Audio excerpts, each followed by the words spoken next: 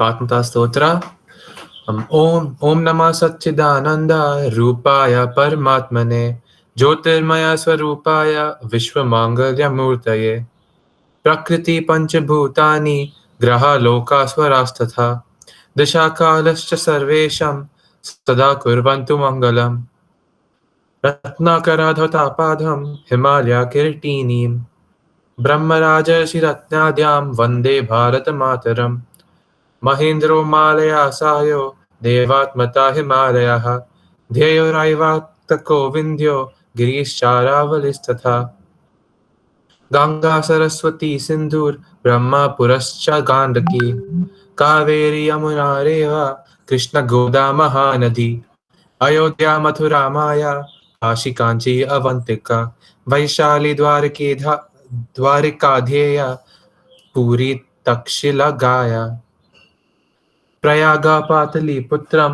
Vijayanagaram Mahatah Indraprastham Somanatha Tatha Amritsara Priyam Chaturveda Puranani Sarvopanishadastatha Ramanayam Bharatam Cha Gita Sadarshana Nicha Jainagamastripatika Guru Grantaha Satam Giraha Esha Jnanidhi Shrestha Shraddheyo Hridi Sarvada अरुन्धत्यानसूया च सावित्री जानकी सती द्रौपदी कन्नगी गार्गी मीरा दुर्गावती तथा सुभाषा प्राणवानन्दा क्रान्तिवीरो विनायकः तत्करो भीमरावश्च फूले नारायणो गुरु सङ्गशक्तिप्रणेतारौ केशवो माधवस्तथा स्मरणीय सदैव ते नवचैतन्यदायकः अनुक्ताय भक्ता प्रभुचरण समस्त हृदय अविज्ञात वीरा आधिसमुध्वस्तरिपवः समाजोधा तत्राथ सुहिक्तार विज्ञान निपुणः नमस्तेभ्यो भूयातः सकलसुजनेभ्यः प्रतिदिनम् इदामेकात्मता स्तोत्रं श्रद्धया या सदा पतेत् सा राष्ट्रधर्मनिष्ठावान् अखण्डं भारतं स्मरेत्. भारत माता की जय. धन्यवाद सुयश, very good recitation. Keep practicing. Yes. So last time few of you couldn't present, so let us continue with your presentations. So Pranavi, can you present on Sant Gyaneshwar?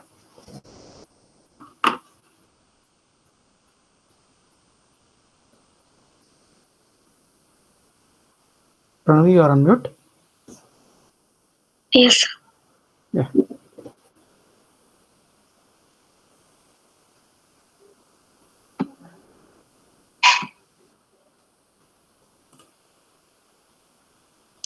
So can you see? Yeah, you can see.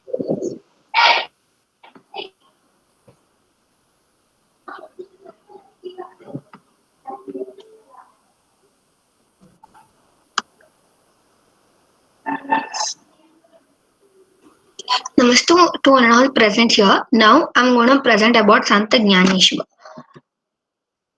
Santa Jnaneshwar is also known as Jnanananda Deva. He was born to Vitthal Govind Kulkarni and Rukmini. They set out on a pilgrimage with their elder son. Nivrutti was initiated into the Nath tradition by Gahininath.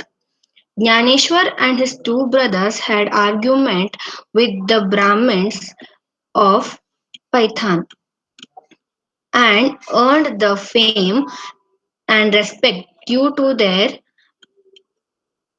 knowledge and politeness.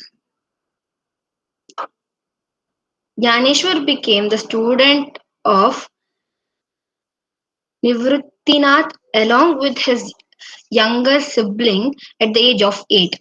He learnt and mastered his philosophy and techniques.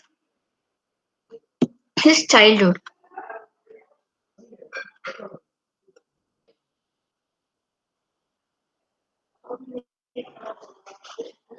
The child moved on Nevada, a village in Ahmednagar district, where Jnaneshwar began his literary work. When Nivruttinath instructed him to write a commentary on Bhagavad Gita, the Jnaneshwar wrote Bhavat Deepak was written down. By the time the commentary was completed, Jnaneshwar was only 15 years. He considered a masterpiece of Marathi literature, the Dhyanandeshwari's 18 chapters are composed in a meter called Ovi. His achievements. Jnaneshwar liberated the divine knowledge locked in the Sanskrit language to bring that knowledge into Prakrit, Marathi, and made it available to common man later. These are some of his literary works: Haripath, Changadev Pashanti, Amrut, Amrutanubhav. धन्यवाद. Thank you, Pranavi. So many people doesn't know much about Sant Kaneshwar. Nice to know those details and his early achievements. Let us move to the next presentation by Srihari. Srihari, are you ready with the presentation?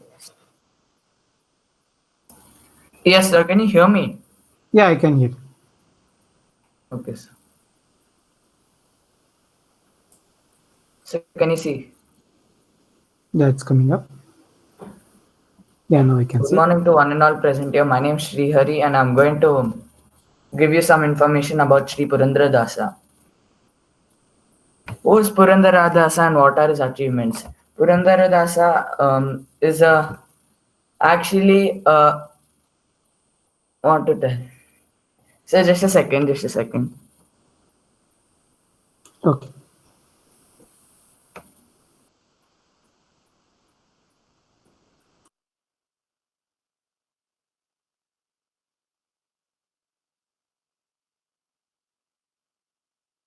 So can you ask the next person? Like, I don't have proper internet.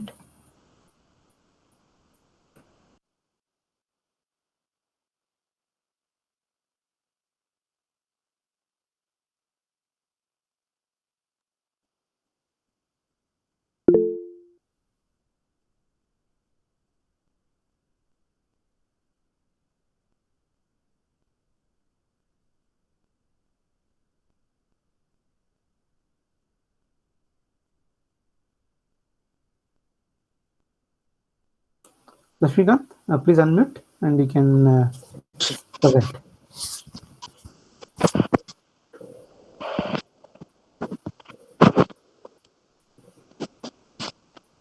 Namaste, I'm Lakshmikant and today I'm going to talk about Birsa Munda. He was popularly known as Birsa Bhagwan.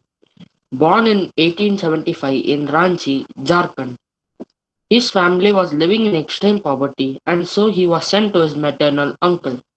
And there in his maternal uncle's house, he attended school. The directors of the school were very impressed with Birsa's talent. They told him to study at the German school. Accepting Christianity was compulsory to study at the school. Hence, he and his family accepted Christianity. After conversion, he was named Birsa David. After renouncing his membership of the German missionary school, he came in contact with the famous Vaishnava devotee Anand Pandey. His satsang turned Birsa's interest towards discovering the secrets of our philosophy and culture. Along with religious education, he studied Ramayana, Mahabharata, Hitopadesha, Bhagavad Gita, and Smriti Ganta. After this, he began his tapasya in a secluded place to search for the truth. After 4 years of exile, his appearance was completely changed. Like a Hindu Mahatma, he started wearing yellow clothes, wooden paduka, and yagyopaveet. Birsa started promoting Hinduism and our culture among the Vanvasi brothers who accepted Christianity, stating that Christianity is not our old religion. By adopting Christianity, we are becoming alienated from the superior tradition of our ancestors. Impressed by his ideas, many forest dwellers came to him and became his disciples. Birsa Munda's reputation as a Mahatma and a reformer began to spread far and wide. He protested that against cow slaughter and inspired his disciples to worship Tulasi regularly. His ideas had a profound impact on the Vanvasi brothers. A large number of people became his followers. He used to preach to them and inspire them to fight their rights and form the organization for tribal. British missionaries became concerned on seeing the increasing influence and popularity of Birsa. They feared that this organization formed by Birsa might pose a great danger for the missionaries and the British ruler, resulting in Birsa's arrest. His arrest caused widespread dissent in the entire Vanansal. The forest dwellers gathered in thousands and laid siege to the police station and demanded immediate release of Birsa. He was sentenced to 2 years of rigorous imprisonment and then sent to Hazaribagh jail. His instructed, he instructed his comrades to prepare for armed revolution which was ushered in 1899. Revolutionaries led by Birsa surrounded police posts from Ranchi to Chaibasa and started shooting arrows at the Christian missionaries and the British officials.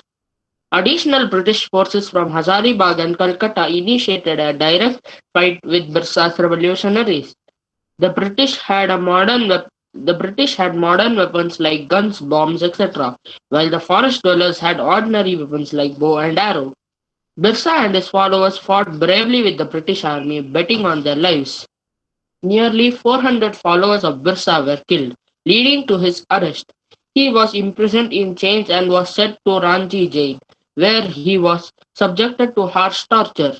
Birsa kept laughing and endured everything till his death. He gave a new direction to the Bharatiya independence movement and awakened the feeling of patriotism, especially among the forest dwellers. Thank you. Thank you, Lakshmikant. That was a good presentation on Birsa Munda. So many of us would have, whether it is read in books or school books or somewhere else, we mostly know that British or the all European came for trade. So that was what we learned, maybe the majority is. So there was one hidden agenda to convert the Hindus or Sanatan Dharmis into Christianity. That was nowhere taught in any of the school books or any of the majority of the books. So that is one hidden agenda. So by knowing Birsa Munda, we'll all come to know about that. Doing good, Lakshmikant. So let us move to the next presentation. Mrinal, are you ready? Yes, sir. Yeah, go ahead. Um,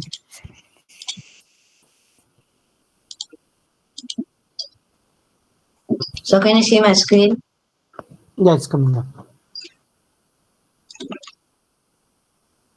Yes, sir. So I'm going to be presenting about Jagannathachari. Amar Shilpi Jagannathachari, Pam Rinal. Amar Shilpi Jagannathachari. Jagannathachari was an Indian legendary sculptor. He was credited with building many fine temples for the Kalyani, Chalukyas and Hoysalas. He was born near Tumkuru, Karnataka. As he is sculpting expert, his name is Shilpi. Amar Shilpi and his son, a story. Jagannathachari left his home just after his marriage in search of learning art and sculpture making. Thus, he didn't have a chance to meet his son until when his son himself named Dharachari identified a flaw in Amar Shilpi's work. Thus, per promise, Amar Shilpi cut his right hand. The story goes like this. There was a hidden toad with which the son was able to identify, and this shows how much expertise he carried exactly and more than his father. Chennakeshwar temple. Subsequently, Chakanachari received a vision to build the Chennakeshwar temple in his native place Kridapura. After this was completed, legend has it that God restored his right hand. In celebration of this incident, Kridapura was henceforth called Kaidala. The term Kai in Kannada means hand. Tributes to Amar Shilpi. The government of Karnataka converts the Jakanachari Awards to talented sculptors and craftsmen from the state every year to celebrate the contributions of this legendary architect.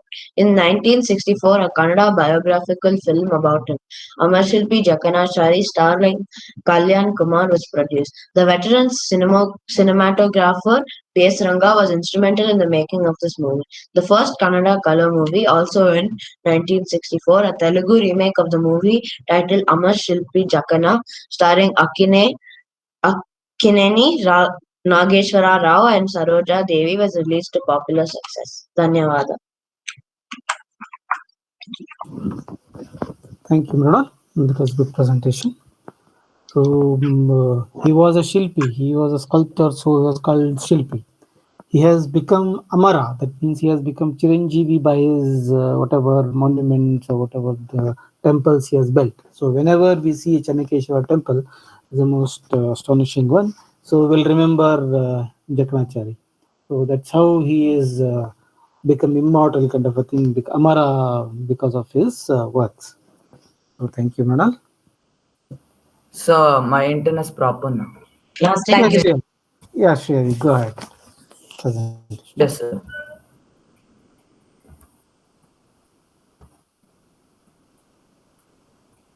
Good morning to one and all present here. My name is Shriyari and I'm going to give you some information about Purandara Dasa. What are his achievements? Purandara Dasa is known as the Karnataka Sangeeta Pitamaha. He has laid out the foundation of systematic study in Carnatic music like Sarli verses, Janti verses, etc. He has written many elementary lessons in the Maya Malava Gaula Raga. He has composed many different types of songs. His Ankita Nama or signature name, in which you can use to identify the composer of the song, is Purandara Vittala. He has composed around 4,75,000 compositions. Srinivasappa Nayaka is his real name. How and why did Srinivasappa Nayaka become a dasa? Srinivasappa Nayaka was married to Saraswati and had 4 children. He was a dealer of gems and jewels. He was the richest man in Vijayanagar, but a miser. One day, God disguised as an old Brahmin came pleading for financial help. He refused. The old man turned to his wife. She was generous and gave him her diamond nose ring to the old man. In order to test Nayaka, he went to his shop and offered the diamond nose ring to him in return for money. He immediately realized that it was his wife's nose ring and rushed home and demanded his wife to show the ring. She was desperate and prayed to God. She found a similar ring in front of her and gave it to her husband. He was astonished. He realized that God was playing tricks and renounced everything, saying Krishna Arpanamastu. He left his house with his wife, children, darshan, to have a darshan of Lord Purandara Vittala and started his life as a dasa and started composing songs in praise of all gods. Thank you. Thank you, Srihari. It was a good presentation on Purandara Dasa. So when we remember Purandara Dasa, along with the same contemporaries, the Kanakadasa and Vadiraja, those the 3 also need to be remembered. So Kanakadasa, is all famous because of the Udupi Sri Krishna temple, where Krishna Murti itself has turned to give him his so that Kanakadasa can see the idol. And Vadiraja was one who gave both Kanakadas and Purandaradasa their dikshas, so that they became, they learn the necessary things to become dasas. So these three were the contemporaries. Thank you, Srihari. Yeah, Srihari, just a query. Are you aware of how to present in a presentation mode, PPT? So in Google Slides, I don't. In PPT, I do. But I'm in Ubuntu, so I'm not able to do it. Oh, okay, that is the reason. Okay, fine. So we'll move to the next presentation by Shreya. Are you ready with your presentation? Yes, sir, but the Yeah. presentation which I made is in my laptop, sir, and I'm not using my laptop right now. Okay, fine. We'll take it up next time. Sir, Okay, can the I say it next. orally? Yeah, fine. Go ahead. Okay, sir. Namaste. I'm going to tell about Bhakta Surdas. Introduction. Surdas was the son of Ramdas Sargwat and was blind from his childhood. So that his poor family neglected and forced him to leave the house and to live by begging. At that time, he lived on the banks of Yamuna River. In the meantime, he came to know about Vallabh Acharya and became his disciple. Since then, his life molded as a great poet and devotee of Lord Krishna. About his great literary work. He composed the great literary work Sur Sagar. In that book, he described Lord Krishna and Radha as lovers and also explained the grace of Lord Krishna with gopis. Sur also composed the Sur Saravali and Sahitya Lahari. These two poetic works composed approximately 1 lakh verses. Due to the obscurity of the times, many verses has been lost. He narrated the holy festival with rich literary work. In the verses that narrated about Lord Krishna as a great player and narrated the life's philosophy through broking the pot. Surdas was a devotional poet and a singer, a great devotee of Lord Krishna and one of the prominent figures in Bhakti movement in the 16th century. Most of his lyrics are had written in praising Lord Krishna. His works contain two literary dialects Braj Bhasa, one in Hindi and other being Awadhi. He influenced Bhakti movement and the hymns also mentioned in Guru Granth Sahib, the holy book of Sikhs. In his rhymes, we can listen to the epic story incidents from Ramayana and Mahabharata. With his poems, he described beautifully about all incarnations of Lord Vishnu. Especially every devotee can impact when Sant Surdas poets on Hindi legendary Dhruva and Prahalada. धन्यवाद. Thank you, Shreya. Nice to know about Surdas. So he has become synonymous for being a blind and being talented. So whenever somebody sees a blind person being talented, they refer him as a Surdas. It's so such a great influence on him on the society. Thank you, Shreya. So next we'll move to presentation from Rupesh. Rupesh, are you ready with your presentation?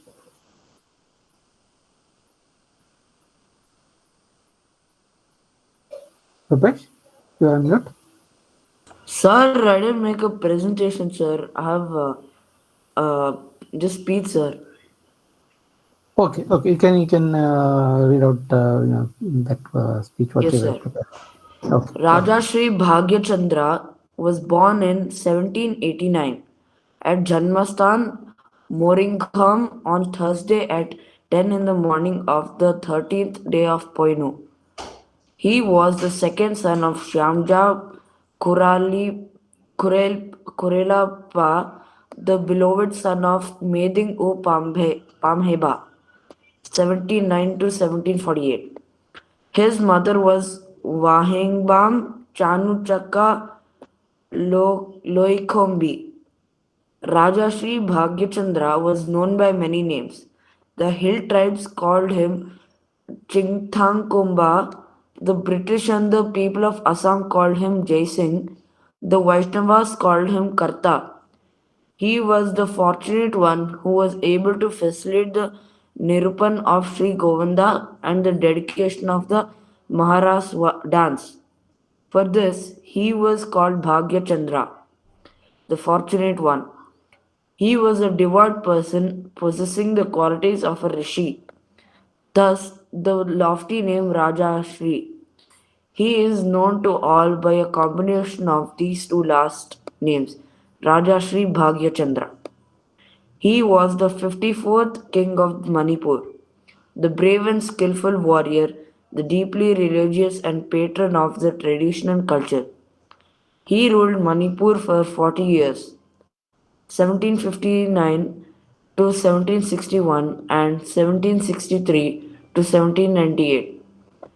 There was an agreement between Karta Chingtangkomba and his elder brother Gauresham that each would take turns ruling the land for 5 years at a time. Chingtangkomba ascended the throne first in 1759. It is entered in the Chaitarol Kumbaba, the year of Kamaram Chindum in Shak 1687 on Thursday. The seventh day of Sajibu Meding Chingtangkomba with Akham Chanu Maharani ascended the throne. King Maramba stepped down the throne. When his elder brother Gauresham died in 1763, he again became the king of Manipur. Akham Chanu Bhanumati was the queen.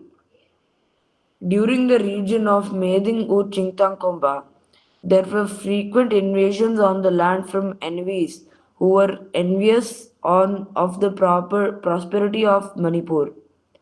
Himself acting as the general, Chingtangkomba fought against these invasions and returned victorious again and again. He defeated the Muas of the Shan dynasty and annexed the Shamjok. However, in 1764, when King Tengdoi Ratnapur Lemba of Awa invaded Manipur with a mighty armed force, Manipur had to accept defeat. For some time, Karta Maharaj was in exile in Kachar. From there, he went to Tekhau and took refuge under the king Swargadev, Cherufa Rajaswar Singh, and spent some time there. A momentous event occurred when Karta Maharaj was in Tekhau, which brought a great change in artistic and cultural arena of Manipur. Here is a brief detail of what happened at that event. While Karta Maharaj was in exile, his maternal uncle Khelkhil Nongjang Teheba was the king of Manipur, which was then under the rule of Awa. The king tried to forge relationship with Awa by getting his daughter Shamjami married off to the king Tengoi of Awa. Kelemba wanted to take revenge against Karta Maharaj, prompted by a grudge he had against him. He wrote a letter to King Tekhau, King Rajeshwar of Tekhau, I, Kelsey Nongdang Tevi, the king of Manipur, hereby inform you that the person who is taking a refuge under you, the pretext of being a king, is in fact one who is plotting against the true king. He left Manipur because he was forced to do so. If you don't kill him soon, he will be your enemy in the near future. The letter created a doubt in mind of the king Tekhau. He consulted with his advisors and the members of his royal court. They weighed in on what needed to be done. They decided to let loose the palace's wild elephant and have Karta Maharaj capture it in front of the public. The king of Tekhau the king of Tekha was against it.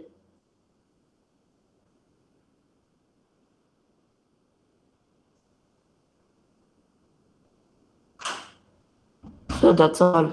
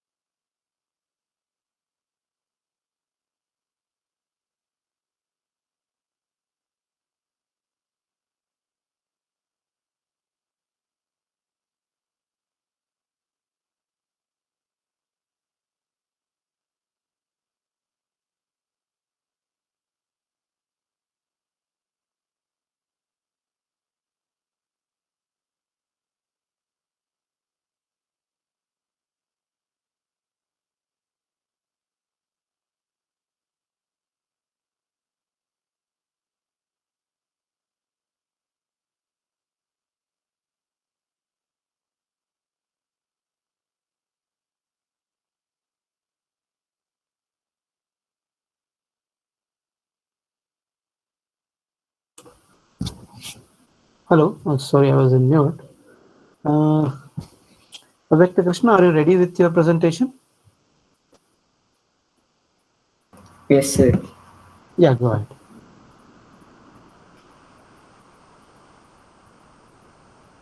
So can you see my screen? No, not yet.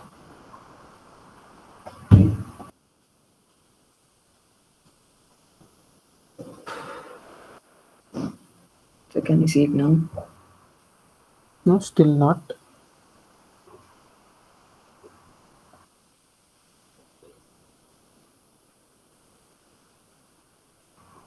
So now,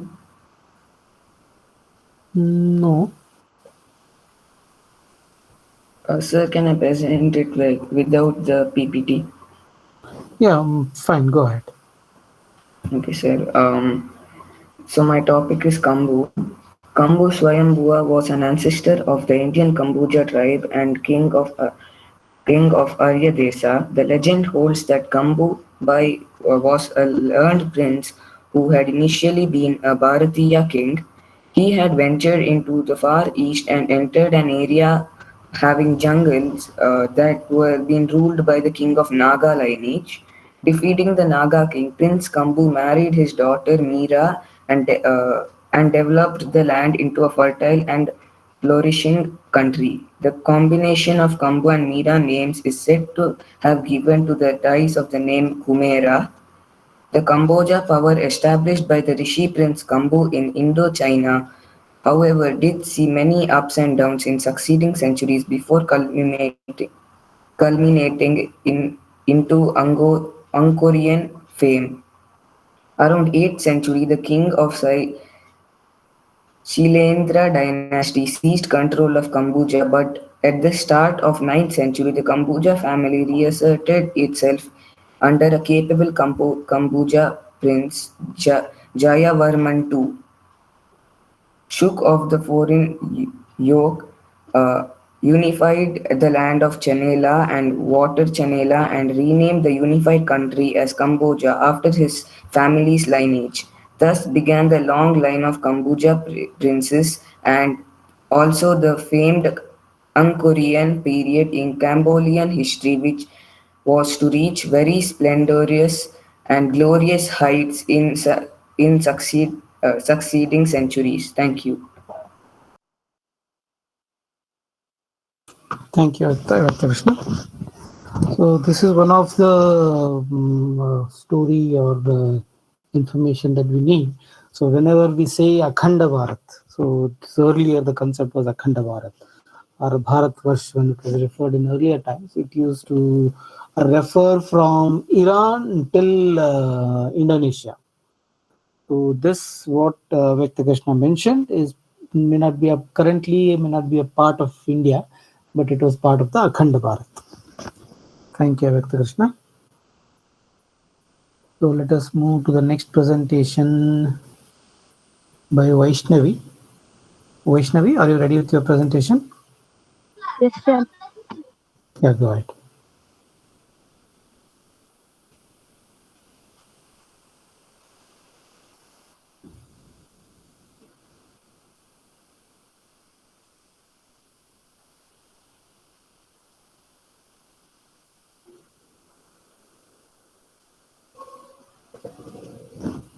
Vaishnavi, are you presenting?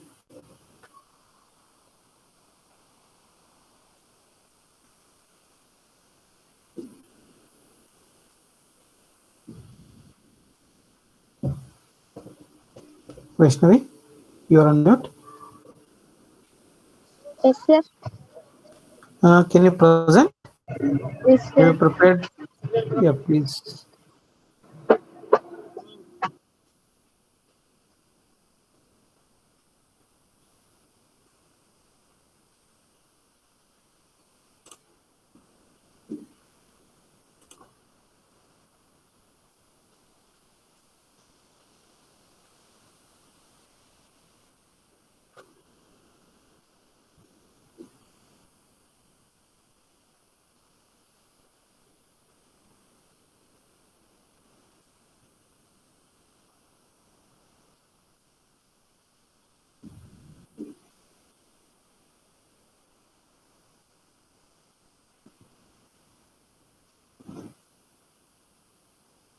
Okay, maybe some technical problem. She left the meeting. Fine. Sampada, can you present now?